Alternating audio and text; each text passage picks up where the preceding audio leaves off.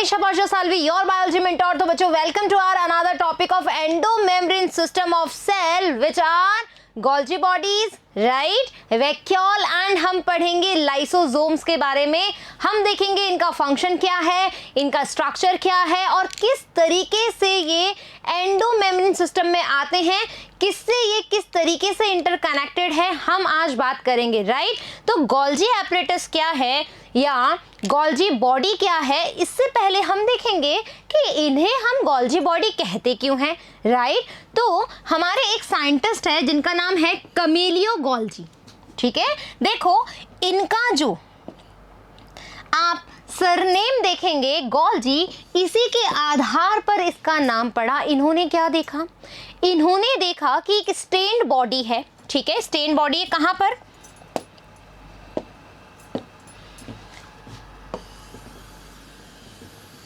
we have a cell, right, we have nucleus,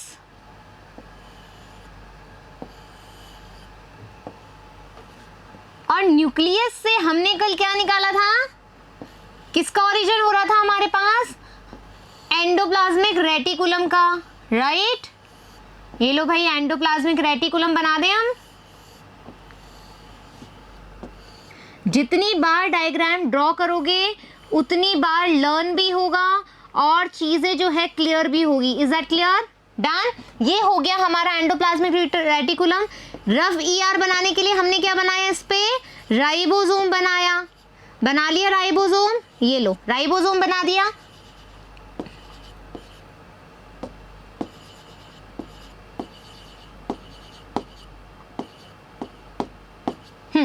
और हमने बात करी थी कि राइबोसोम क्यों अटैच है, बिकॉज ऑफ इसके पास क्या है, प्रोटीन है। कौन से प्रोटीन है, ribophorin first and second protein इसके साथ होते हैं। तो ये क्या हो गई हमारी आरईआर, रफ एंडोप्लाज्मिक रेटिकुलम।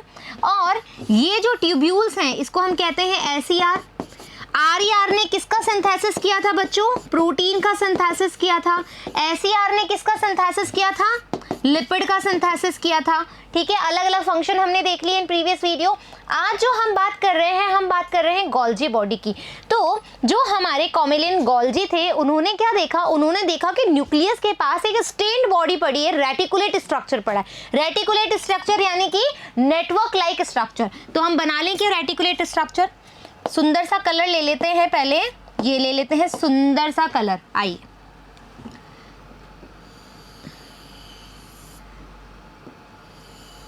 बहुत ही सुंदर सी हम बनाएंगे।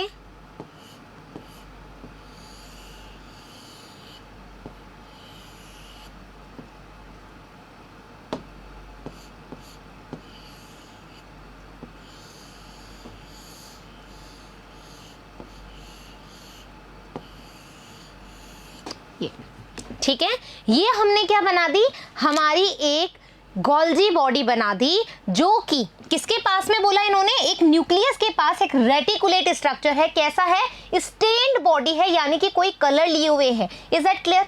आ गई बात समझ में? ये क्या है, वेसाइकल्स है। डन। तो क्या बोला, Camillo Golgi first observed densely stained reticular structure near the nucleus. क्या हमने ऐसा ही किया है, near the nucleus densely stained structure है, रेटिकुलेट स्ट्रक्चर है। डन। अब आ जाइए, these were later named Golgi bodies after him. क्या हुआ, जब उन्होंने ये स्ट्रक्चर डिस्कवर्ड किया तो उन्होंने क्या बोला, इसको गोल्जी नाम दिया। गोल्जी बॉडी क्यों, क्योंकि एक ऐसा रेटिकुलेट स्ट्रक्चर है, एक रेटिकुलेट बॉडी है जो कि नियर द न्यूक्लियस हमें मिली, तो उन्होंने क्या बोला इसको, ये तो गोल्जी बॉडी है। Is that clear? चलिए, they consist of many flat disc shape या सैक और cisternae of 0.5 micrometre to 1.0 micrometre in diameter. यानी कि ये किसकी बात कर रहे हैं, तो हम बनाएंगे इसका बेसिकली स्ट्रक्चर। पहले हम स्ट्रक्चर समझेंगे इसका, ठीक है। स्ट्रक्चर समझो, आ जाओ।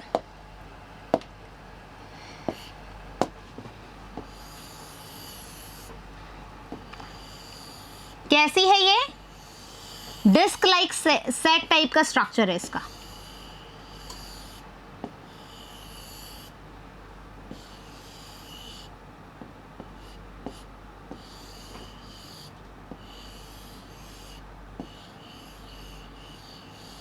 ये लो बन गया हमारा। इसके पास में वेसाइकल होती हैं, ठीक है। अब देखो, अब इसका जो नामकरण है बच्चों, इसका नामकरण बड़ा ही इंपॉर्टेंट है।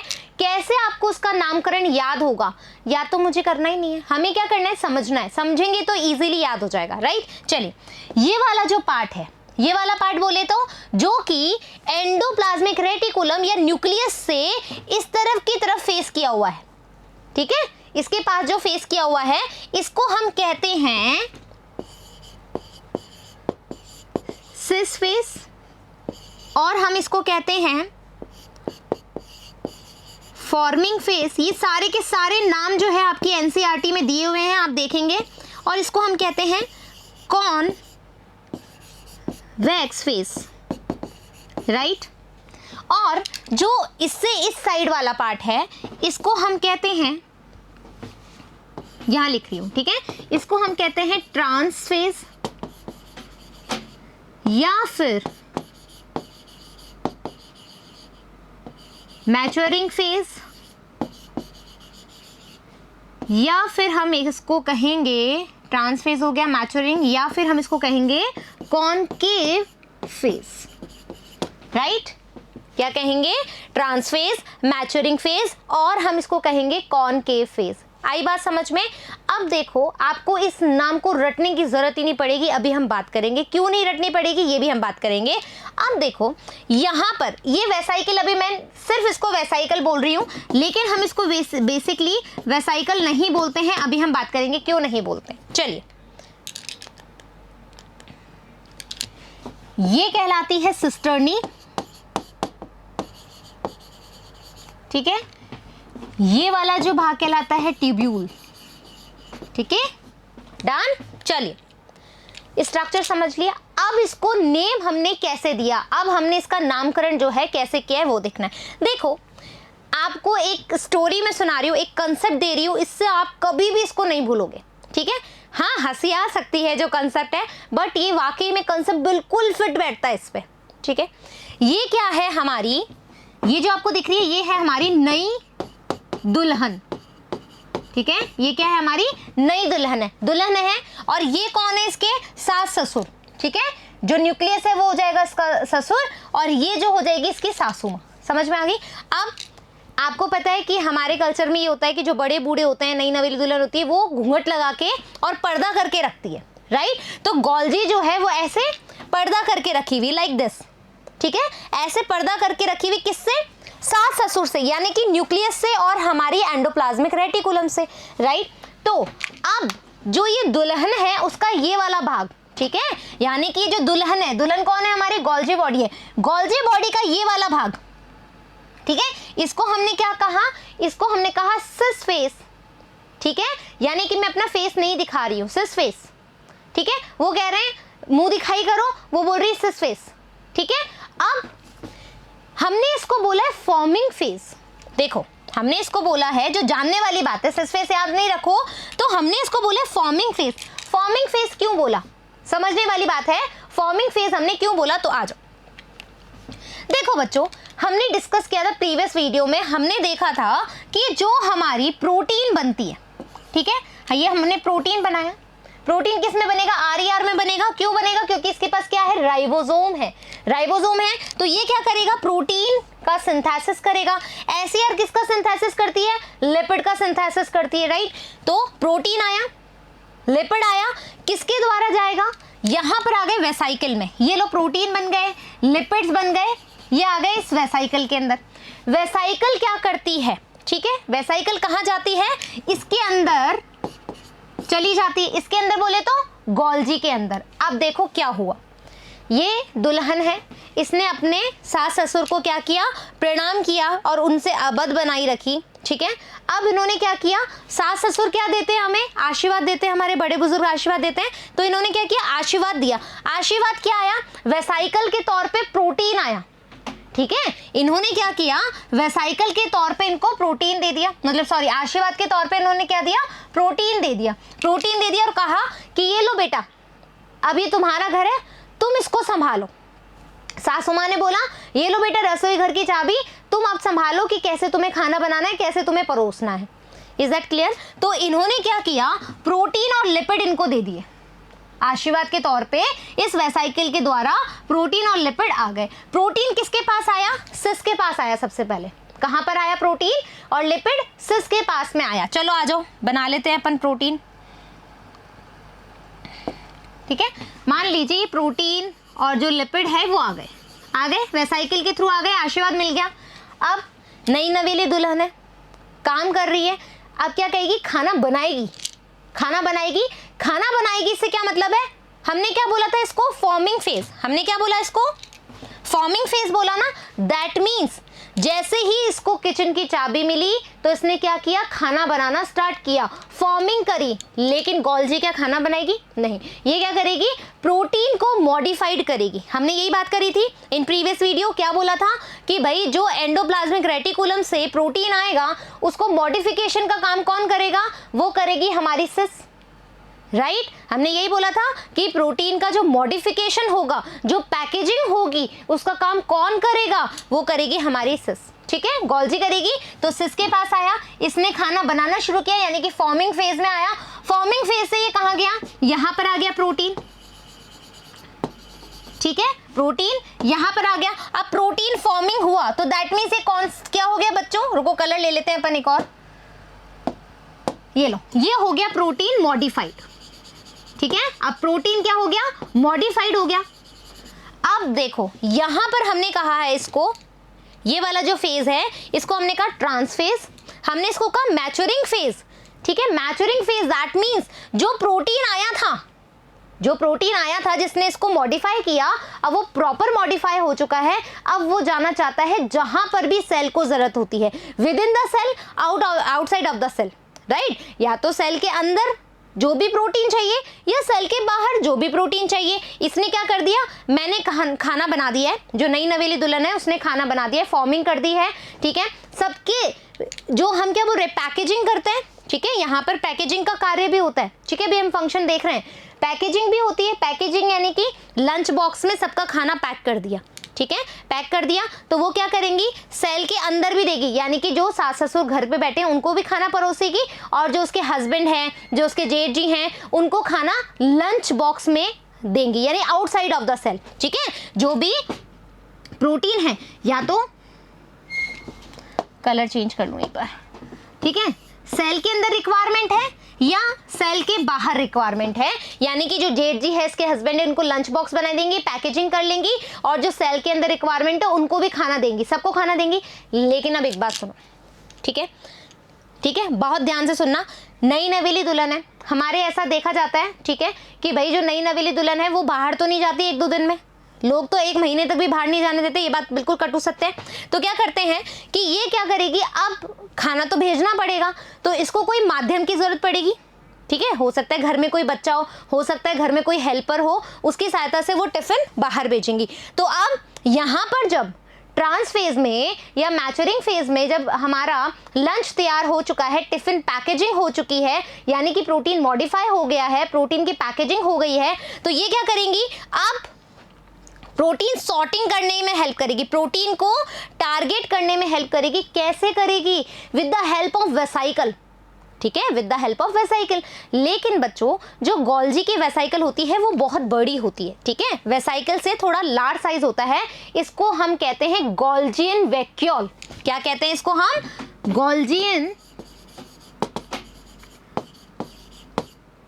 वैक्यूल, हम इसको कहते हैं, गोल्जियन वैक्यूल कहते हैं। ये इनका हेल्पर हो गया। ये क्या करेगा, इस मॉडिफाइड प्रोटीन को, ठीक है, इस मॉडिफाइड प्रोटीन को जहां पर भी जरूरत है वहां पर जाकर के टारगेट कर देगा। आ गई बात समझ में, आ गई, नई दुल्हन की कहानी समझ में आ गई बिल्कुल। क्या हुआ, ये अपने सास ससुर से पर्दा लेकर के करी हुई हैं, इन्होंने आशीर्वाद दिया, आशीर्वाद बोले तो उन्होंने प्रोटीन बना के दिया, लिपिड बना के दिया। अब ये क्या करेंगे, उसका फॉर्मिंग करेंगे, फॉर्मिंग फेज में, फॉर्मिंग फेज के बाद जैसे ही प्रोटीन का मॉडिफिकेशन हो जाएगा तो वो क्या करेंगे, टारगेट करेंगे। मैच्योरिंग फेज से वो टारगेट में जाएगा, कौन लेकर जाएगा, हेल्पर लेकर जाएगा। हेल्पर कौन है, यहाँ पर गोल्जियन वैक्यूल है। वो क्या करेगा, inside the cell, within the cell और आउटसाइड ऑफ द सेल इसको पहुंचाएगा। इज दैट क्लियर, आ गई समझ में कहानी, गोल्जी की कहानी समझ में आ गई। नाम रटने की जरूरत नहीं है, इसको हमने गोल्जियन वैक्यूल क्यों बोला, क्योंकि लार्ज इन साइज होती है रादर देन वेसाइकल। डन, चलिए अब हमारी एनसीईआरटी क्या कहती है वो भी रीड कर लेते हैं। यहां तक क्लियर? चलिए, These are stacked parallel to each other, एक दूसरे से अटैच रहती है लाइक दिस। ये देखो एक दूसरे से कनेक्टेड है, एक दूसरे से कनेक्टेड है, लेकिन ठीक है, प्लांट्स की हम बात करें बच्चों, ठीक है, प्लांट्स में जो गोल्जी है वो इस तरीके से मिलेंगी, ठीक है, सिस्टर्नी जो है वो इस तरीके से मिलती है, एक दूसरे से देखो कनेक्टेड नहीं है। अभी हमने लिंकअप करके बनाया था यहाँ से, लेकिन ये कनेक्टेड नहीं होती है किसके अंदर? प्लांट्स के अंदर, राइट। और यदि हम बात करें फंजाई की है तो ये यूनिसिस्टर्नल मिलती है। यूनिसिस्टर्नल यानी कि एक ही सिस्टर्नी आपको फंजाई के अंदर देखने को मिलेगी, राइट। Is that clear? चलिए, varied number of cisternae are present in Golgi complex. अभी हमने बोला वेरिड नंबर, यहां पर हमने बोला कनेक्टेड नहीं, यहां पर बोला कि एक ही सिस्टर्नी प्रेजेंट होती है। The Golgi cisternae are concentrically arranged near the nucleus with distinct convexes, ठीक है।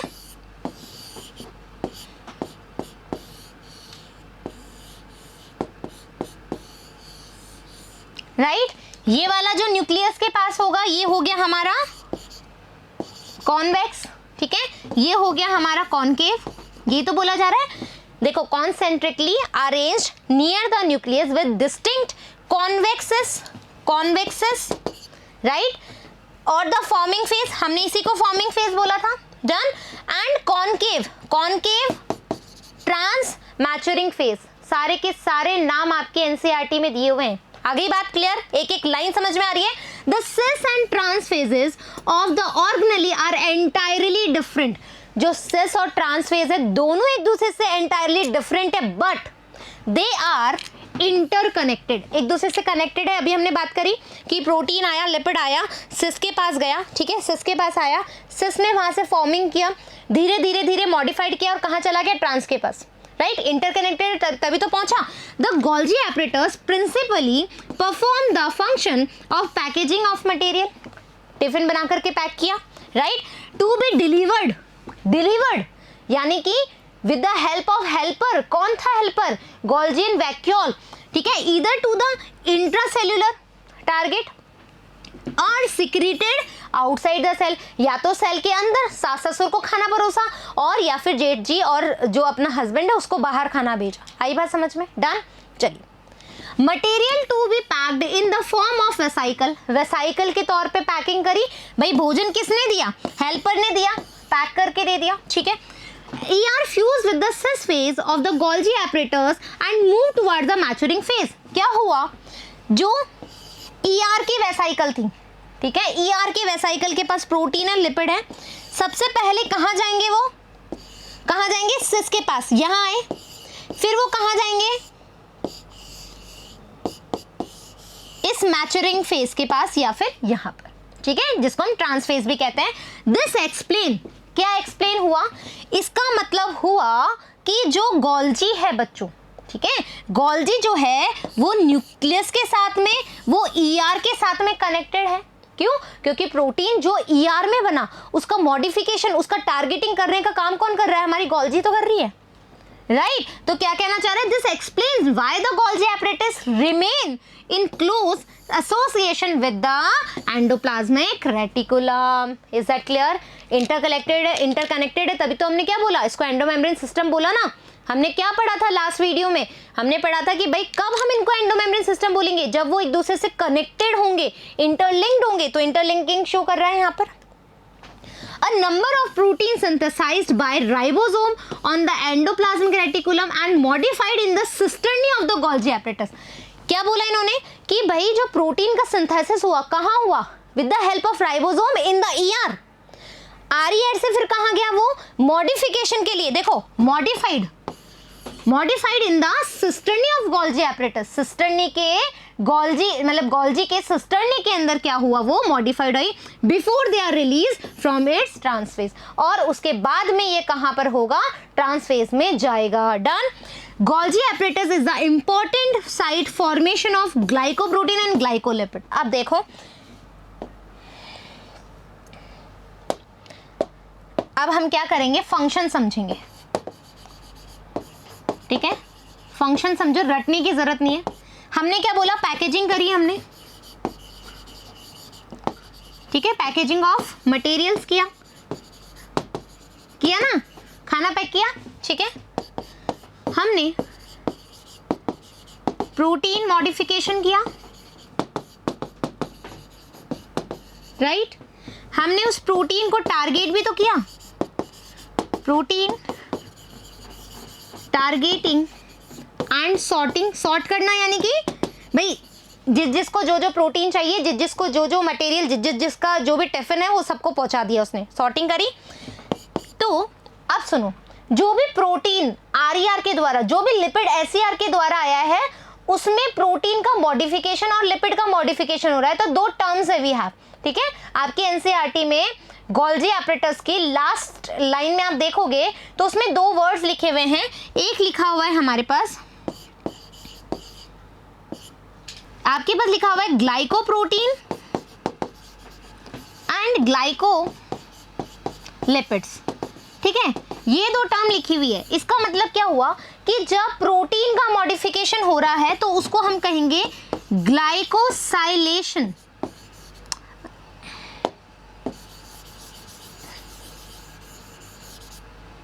उसको हम कहेंगे ग्लाइकोसाइलेशन, राइट।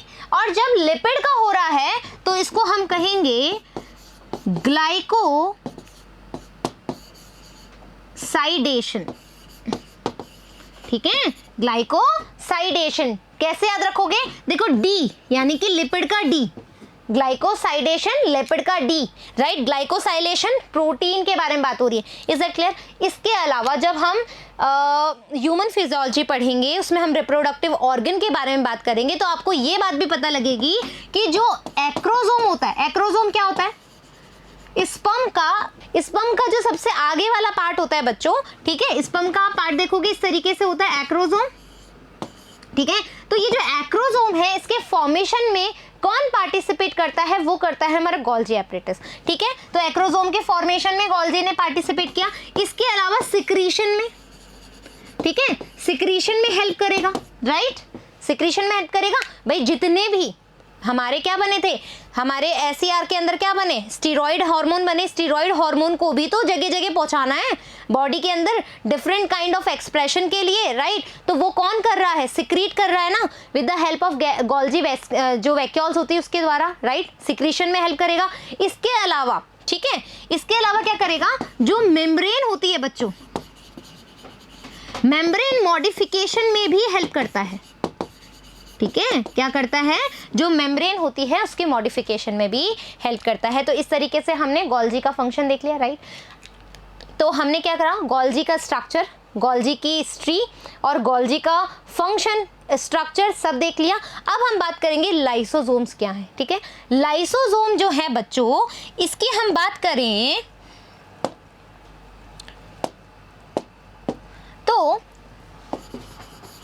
लाइसोसोम को समझने के लिए हमने एक बात देखी है। क्या बात देखी है, देखो ये हमारे पास सेल है, ठीक है।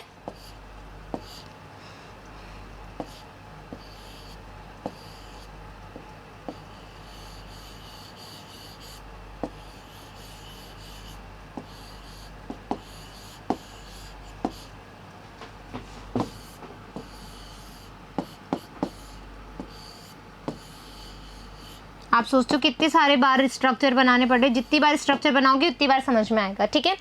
ये न्यूक्लियस, ये हमारा आरईआर, ये हमारा एसईआर, ठीक है, और ये हमारा गोल्जी, ठीक है। अब सुनो अच्छी सी बात, लाइसोसोम्स क्या है। लाइसोसोम जो है बच्चों, ये है हमारे हाइड्रोलिटिक एंजाइम्स, हाइड्रोलिटिक एंजाइम जो डाइजेस्ट करने में हेल्प करते हैं, प्रोटीन का डाइजेशन करने में हेल्प करेंगे, कार्बोहाइड्रेट का डाइजेशन हमें करने में हेल्प करेंगे, राइट। ये लिपिड को हाइड्रोलाइज करने में या डाइजेस्ट करने में हेल्प करेंगे। तो ये क्या है, लाइसोसोम एक एंजाइम है। एंजाइम किसके बने हुए होते हैं, सोचो फटाफट से, एंजाइम क्या है, all enzyme are protein, right, all enzyme are protein. ये लो भाई प्रोटीन बना दिया। अब मुझे बताओ, फटाफट से सोचो, प्रोटीन हमने कहाँ सिंथेसाइज किया है? प्रोटीन हमने कहाँ सिंथेसाइज किया है? प्रोटीन हमने कहाँ बनाया? आरईआर में। लाइसोसोम क्या है? प्रोटीन है, तो डेफिनेटली लाइसोसोम कहाँ बने? हमारे आरईआर में, ठीक है। लेकिन लाइसोसोम का जो मॉडिफिकेशन हुआ है वो कहाँ हुआ है? हमारी गोल्जी में। Am I clear with it? Am I clear with it? तो जो लाइसोसोम है वो किसका प्रिकर्सर हुआ? ईआर का, एंडोप्लाज्मिक रेटिकुलम का। क्या हुआ भाई? लाइसोसोम जो है वो हमारा प्रोटीन है, प्रोटीन का सिंथेसिस जो है वो आरईआर में होता है, तो ये प्रिकर्सर हो गया ना। और मॉडिफिकेशन का पूछा जाए तो वो गोल्जी में हो गया। Is that clear? आ गई बात समझ में? तो ये इससे कनेक्टेड हो गया, इसीलिए हम इसको क्या बोलते हैं? एंडोमेम्ब्रेन सिस्टम का पार्ट बोलते हैं। आ जाओ, These are membrane bound vesicular structure। Vesicular है, इस तरह से होते हैं, वेसिकुलर स्ट्रक्चर है, formed by the process of packaging in the Golgi apparatus। क्या होगा? कब होगा? पैकेजिंग जब होगी। पैकेजिंग कब होगी? जब प्रोटीन बनेगा। प्रोटीन कहाँ बनेगा? ईआर में बनेगा, ठीक है। ईआर से, और पैकेजिंग कहाँ होती है? गोल्जी में होगी। इंटरकनेक्टेड हो गई बात। आ गई बात समझ में क्या कहना चाह रही है हमारी एनसीईआरटी? चलिए डन, आ जाओ। The isolated lysosome vesicle have been found to very rich in almost all type of hydrolytic enzymes। जो लाइसोसोम को हमने आइसोलेट किया, कहाँ से आइसोलेट करेंगे? गोल्जी से। क्यों? क्योंकि वहां पर पैकेजिंग हुई। लाइसोसोम को आइसोलेट किया, आइसोलेट करके हमने पाया कि उसके अंदर सारे टाइप के, all type of hydrolytic enzymes हैं। किस किस के लिए मैम? जिसमें हाइड्रोलेजेस एंजाइम है, जिसमें लाइपेजेस है लिपिड को डाइजेस्ट करने के लिए, प्रोटीजेस हैं प्रोटीन को डाइजेस्ट करने के लिए, कार्बोहाइड्रेट्स हैं यानी कि कार्बोहाइड्रेट्स को डाइजेस्ट करने के लिए, right. Optically activated acidic pH. क्या हुआ इसका मतलब? अब देखो, मैं आपको फिर से एक स्टोरी सुना रही हूँ। जो ये स्टोरी है ये बहुत ही ज़्यादा इंपॉर्टेंट है। इस स्टोरी को समझने से पहले मैं आपको कुछ टर्मिनोलॉजी सिखा रही हूँ, वो टर्मिनोलॉजी समझ लो, राइट। हमारे पास कुछ टर्म्स हैं, लाइसोसोम,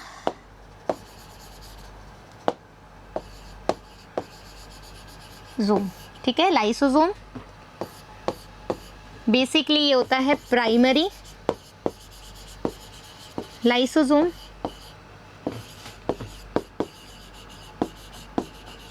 सेकेंडरी लाइसोसोम,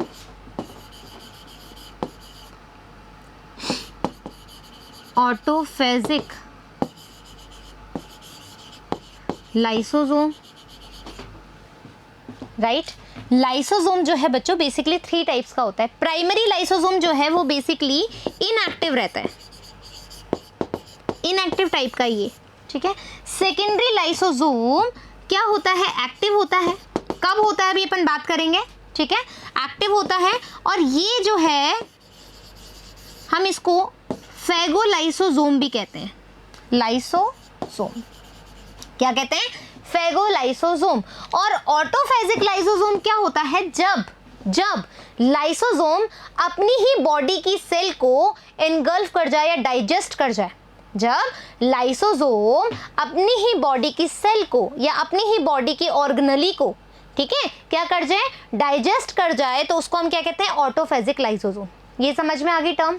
ये तीनों टर्म समझ में आ गई। अभी ये बहुत अच्छे समझ में आएगी जब अपन क्या करेंगे, जब हम इसका फंक्शन देखेंगे सेल के अंदर, पूरा सेल के अंदर अपन फंक्शन देखेंगे, राइट। ये टर्म्स के अलावा है हमारे पास phagocytosis, endocytosis, pinocytosis, exocytosis, residual bodies, ठीक है। ये कुछ टर्म्स हैं जो कि इंपॉर्टेंट है हमें लाइसोसोम के फंक्शन को समझने के लिए। फेगोसाइटोसिस, फेगोसाइटोसिस का मतलब है कि जो हमारी इम्यून सेल होती है बच्चों, इम्यून सेल्स होती हैं, जैसे कि फेगोसाइटिक सेल्स, जैसे कि हमारी मैक्रोफाजेस हो गई, जैसे कि हमारी नेचुरल किलर सेल्स हो गई, राइट, हमारी डेंड्राइटिक सेल्स हो गई। ये क्या करती है? ये फेगोसाइटोसिस सेल को इनगल्फ करके उसको खा के बोलती है वाह क्या मजा आया, ठीक है। यानी कि जो हमारे एंटीजन आता है उसको इंगल्फ करके डाइजेस्ट करने का काम करती हैं फेगोसाइटिक सेल्स, राइट। अब एंडोसाइटोसिस क्या है मैम? एंडोसाइटोसिस, देखो प्लाज्मा मेम्ब्रेन के फंक्शन जो होते हैं उसमें ये फंक्शन आते हैं, एंडोसाइटोसिस, पिनोसाइटोसिस और एक्सोसाइटोसिस।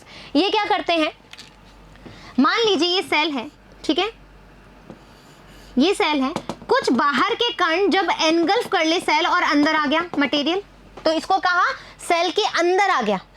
सेल मेम्ब्रेन ने इसको इनगल्फ कर लिया वेसाइकल फॉर्म के अंदर, तो सेल के अंदर आ गया, इसको हम कह रहे हैं एंडोसाइटोसिस, अंदर लिया, राइट। फिर है पिनोसाइटोसिस। पिनोसाइटोसिस हम कब बोलते हैं? जब हम लिक्विड मटेरियल के एस्पेक्ट में बात करेंगे, जब हम लिक्विड मटेरियल के रेफरेंस में बात करते हैं तो उसको हम कहते हैं पिनोसाइटोसिस। फिर हमारा एक्सोसाइटोसिस। एक्सोसाइटोसिस का मतलब है कि कोई चीज, राइट, कोई चीज सेल के अंदर थी, ठीक है, अंदर आई, ब्रस्ट आई और सेल के बाहर चली गई, राइट, सेल के बाहर चली गई। अब है रेजिडुअल बॉडीज। रेजिडुअल बॉडीज का मतलब होता है वेस्ट मटेरियल। क्या हुआ? वेस्ट मटेरियल जो होगा हमारी सेल का उसको हम कहते हैं रेजिडुअल बॉडी, जो हमारी बॉडी के अंदर ही रहता है थोड़ी देर के लिए, फिर उसको बाहर निकाल देते हैं with the help of exocytosis process. Done. ये टर्म समझ में आ गई? ये टर्म्स बहुत इंपॉर्टेंट है अभी आने वाले फंक्शन को समझने के लिए कि कैसे लाइसोसोम जो है वर्क करता है, एक्टिव कब होता है, इनएक्टिव कब रहता है, कब हम उसको ऑटोफेजिक लाइसोसोम बोल रहे हैं, नहीं होता है तो क्या होता है, रेजिडुअल बॉडी क्या काम करती है, एंडोसाइटोसिस कैसे हेल्प कर रहा है, फेगोसाइटोसिस क्या होता है, एक्सोसाइटोसिस क्या होता है, ये सारी की सारी चीजें अब हम फंक्शन में और अच्छे से समझेंगे। चलो फंक्शन देखें। Come as usual we have a cell, right, हमारे पास एक सेल है। सेल है तो डेफिनेटली हम क्या कर रहे हैं, ठीक है, यहां पर बना लेते हैं, यहां पर एक राक्षस आया। राक्षस बोले तो हा हा हा, मैं हूं एंटीजन और इस सेल में जाऊंगा और डिसऑर्डर करके आऊंगा, ठीक है। अब ये भी तो नादान है, इसको नहीं पता भैया हमारी बॉडी में डिफेंस मैकेनिज्म होता है, हमारी बॉडी में बहुत अच्छा डिफेंस मैकेनिज्म होता है। ऐसा नहीं है कि हमेशा हम बीमार हो जाएं। भाई फीवर आता है, ये क्या कर रही है, हमारी मैकेनिज्म ही तो चल रहा है, फॉर डिफेंस ऑफ, है ना, मैकेनिज्म। हमारी बॉडी में बुखार आता है, इन्फ्लेमेशन होता है, रेडनेस आ जाती है, राइट, ये क्या है, हमारी बॉडी तो वर्क करती है इन एंटीजन्स के लिए, राइट। सो यहाँ पर क्या हुआ, ये एंटीजन आया हंसता हुआ, ठीक है, सेल मेम्ब्रेन ने अपना काम शुरू किया। क्या किया? सेल मेम्ब्रेन ने अपना काम शुरू किया। अब किसी बाहरी मटेरियल को हम अंदर ले रहे हैं, दैट मीन्स क्या होगा, एंडोसाइटोसिस, ठीक है। तो सेल क्या कर रही है,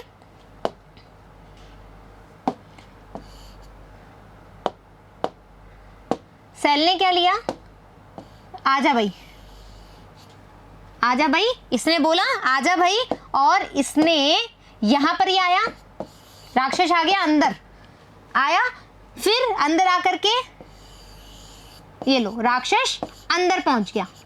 अंदर पहुंच गया किसके द्वारा पहुंचा, साइटोसिस। कौन सा साइटोसिस हुआ है, एंडोसाइटोसिस। तो मैं लिख दूं एंडोसाइटोसिस हुआ, ठीक है, एंडोसाइटोसिस हो गया। एंडोसाइटोसिस, ये जो आपको वैक्यूल दिख रही है बच्चों, ठीक है, ये एक वेसाइकल दिख रही है, इसको हम कहते हैं फेगोसोम। क्या बोल रहे हैं हम इसको, फेगोसोम बोल रहे हैं, ठीक है। ये फेगोसाइटोसिस प्रोसेस चल रहा है। फेगोसाइटोसिस में लाइसोसोम कैसे हेल्प करता है, ये लाइसोसोम का क्या कार्य रहता है, अभी हम बात करेंगे। तो यहां पर फेगोसोम बन गया। अब हम अदर हैंड बात करें, ठीक है, तो वी हैव प्राइमरी लाइसोसोम। ये क्या है हमारा, प्राइमरी लाइसोसोम है। ये प्राइमरी लाइसोसोम अभी ये आराम से बैठा है, ठीक है, हाइड्रोलाइटिक एंजाइम आराम से बैठा है, कुछ है ही नहीं इसके पास करने के लिए, इनएक्टिव है। क्यों? क्योंकि इसको एक्टिव होने के लिए एसिडिक पीएच चाहिए। तो अभी तो ऐसा कुछ हो ही नहीं रहा, अभी कुछ नहीं हो रहा। तो ये कैसे स्टेज में है बच्चों, ये है अभी इनएक्टिव स्टेज में, ठीक है, इनएक्टिव स्टेज में है प्राइमरी लाइसोसोम। अब क्या हुआ, फेगोसोम आया, हमारी बॉडी, हमारी सेल के अंदर कार्यवाही शुरू हो गई है, कार्यवाही शुरू हो गई है। तो अब इस प्राइमरी लाइसोसोम को क्या हो गया, एक्टिव होने का वक्त आ गया। एक्टिव होने के लिए क्या करेंगे बच्चों, ये लो कनेक्शन बनाया, दोनों आए और दोनों ने क्या किया, ये लो और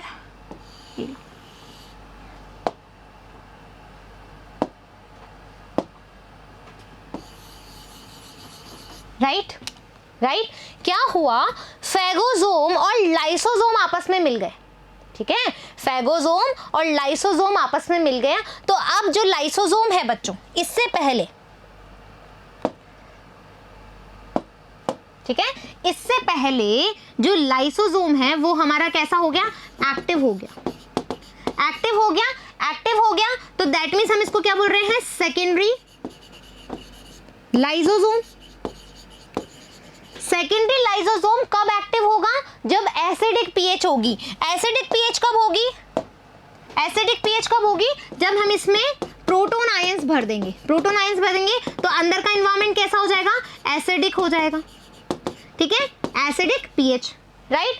अभी एक्टिव हो गया, इसके साथ ये क्या करेगा, काम करेगा और क्या बना लेगा दोनों मिलकर के, सेकेंडरी लाइसोसोम जब एक्टिव हुआ और फेगोसोम आपस में मिले तो इसको हम कहते हैं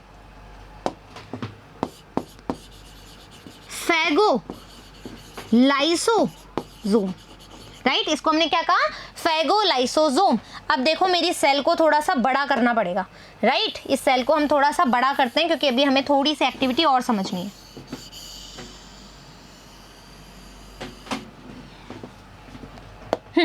फेगोसोम आ गया। फेगोसोम क्या करेगा, अब जो बाहर का ये मटेरियल आया इसको डाइजेस्ट करने का काम करेगा। दोनों काम कर रहे हैं, ठीक है, दोनों काम कर रहे हैं अपनी अपनी तरीके से। और इसको आप क्या करेंगे, ये इसको डिग्रेड कर देंगे, इसको ब्रेक डाउन कर देंगे, इसको डाइजेस्ट कर लेंगे। तो क्या होगा, ठीक है, ये वेस्ट मटेरियल बन गया। अब ये हमारी बॉडी को कुछ भी नहीं कर रहा, वेस्ट मटेरियल बन गया। तो मैं इसको क्या बोल रही हूं, residual bodies, right, residual bodies. अब हमने प्राइमरी समझ लिया, हमने सेकेंडरी समझ लिया। अब एक और चीज समझनी है हमें, ऑटोफेजिक लाइसोसोम। क्या हुआ, सुनो,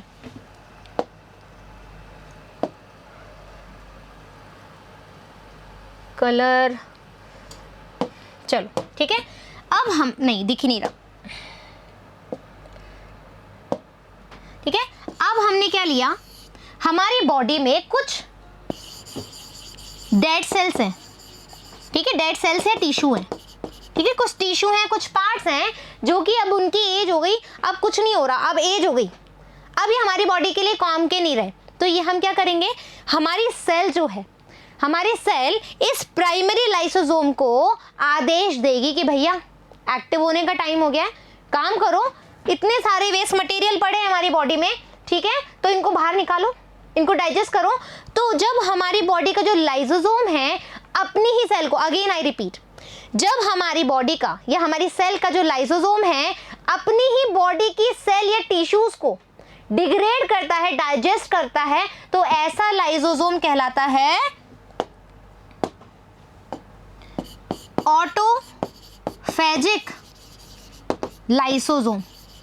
ऑटोफेजिक लाइसोसोम आ गई समझ में। ऑटोफेजिक लाइसोसोम क्या होता है, ये क्या करेगा, इनको डिग्रेड करेगा, वापस से रेजिडुअल एलिमेंट मिल गया।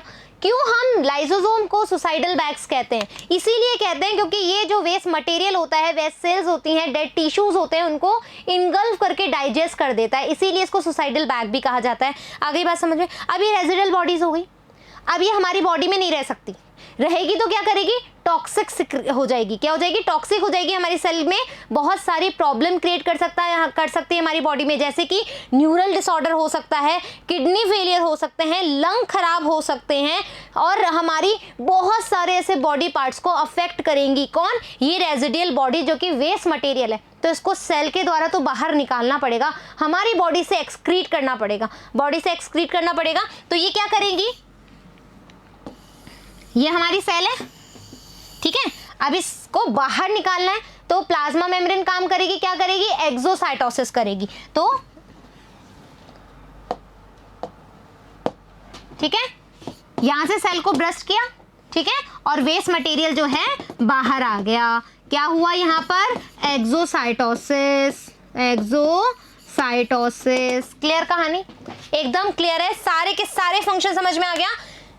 एंडोसाइटोसिस हुआ, फैगोसाइटोसिस की प्रक्रिया हुई, फैगोसोम ने इसको इनगल्फ करने की कोशिश करी, काम नहीं हुआ, तो उसने जो इनएक्टिव प्राइमरी लाइसोसोम था उसको वो बोला कि भैया हेल्प चाहिए तेरी, हेल्प करने के लिए इसको क्या चाहिए था, एक्टिव जो था एसिडिक पीएच चाहिए था, एक्टिव होने के लिए एसिडिक पीएच हुआ, प्रोटॉन आयंस आए, एक्टिव हुआ, इसके साथ इसने कनेक्ट किया, फैगोलाइसोसोम बनाया, फैगोलाइसोसोम से इसने इसको डाइजेस्ट किया और रेजिडियल या वेस्ट मटेरियल में चेंज कर दिया, पहली बात, ठीक है।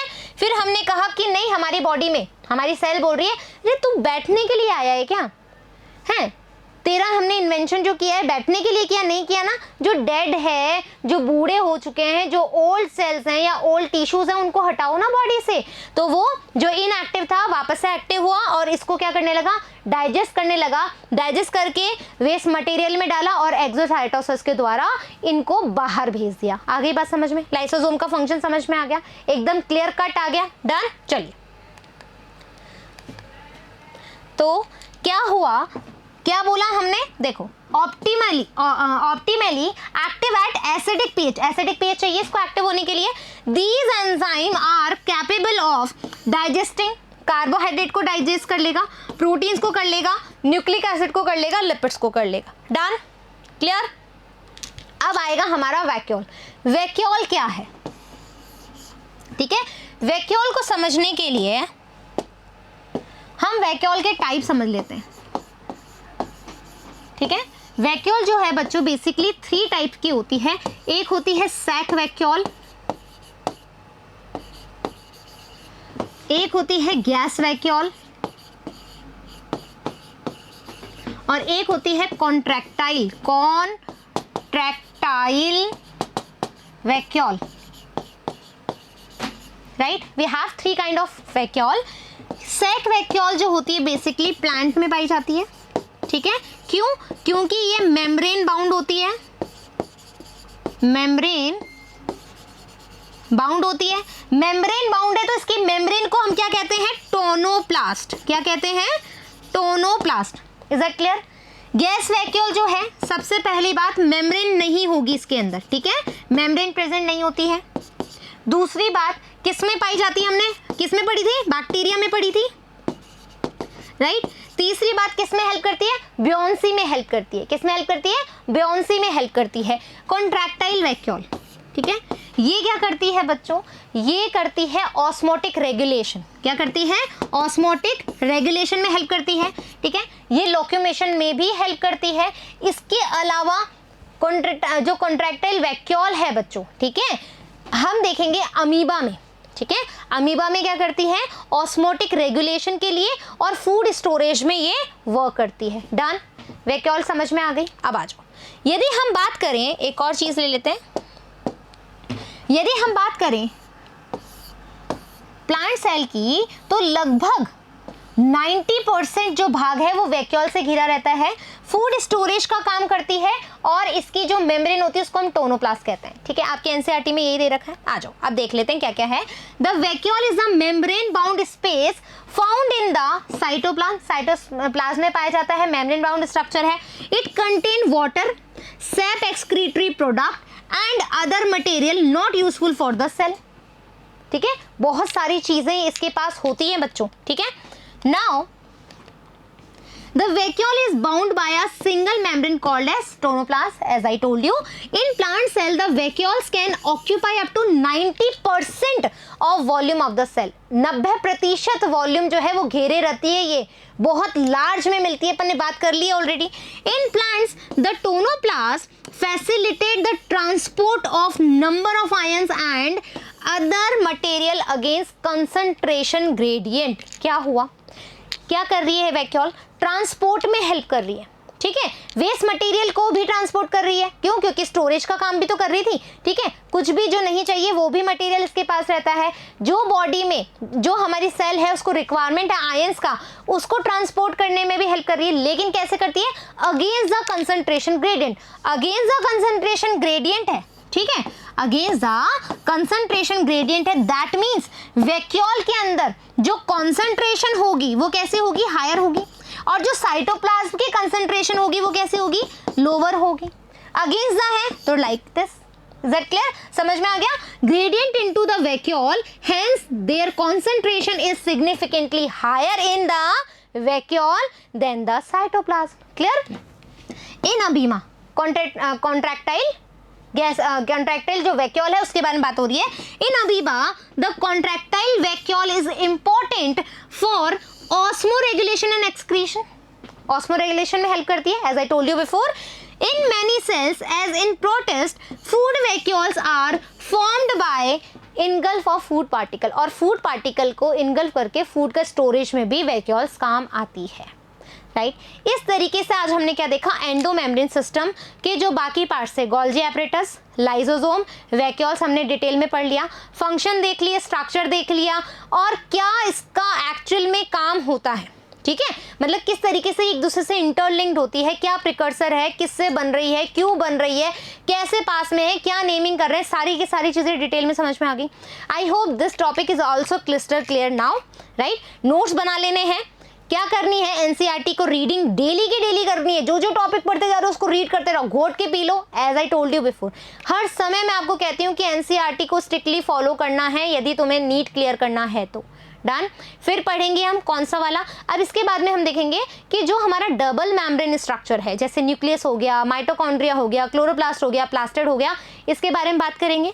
राइट, तो जल्दी मिलेंगे हमारे डबल मेम्ब्रेन स्ट्रक्चर के साथ. जब तक थैंक यू.